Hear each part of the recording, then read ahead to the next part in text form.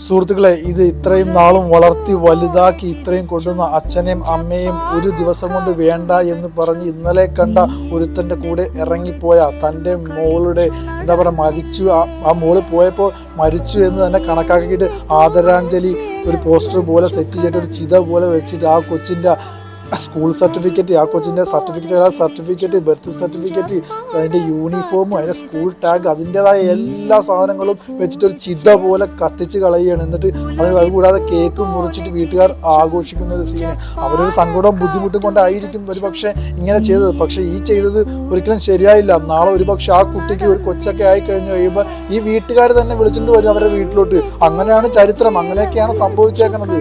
വിഷമം ബുദ്ധിമുട്ടൊക്കെ ഉണ്ടാകും. പക്ഷേ ചെയ്തതൊന്നും ശരിയായില്ല. അച്ഛനെ അമ്മനെയൊക്കെ ഉപേക്ഷിച്ച് പോകുന്നത് തെറ്റ് തന്നെയാണ്. അവരൊക്കെ ഒരു ദിവസം കൊണ്ടിട്ട് വിട്ടു പോകുമ്പോൾ ബുദ്ധിമുട്ടും കാര്യങ്ങളൊക്കെ ഉണ്ടാവും, ശരിയാണ്. പക്ഷെ ഇതേപോലെ ഇങ്ങനെ ചെയ്യുന്നതിനോടൊന്നും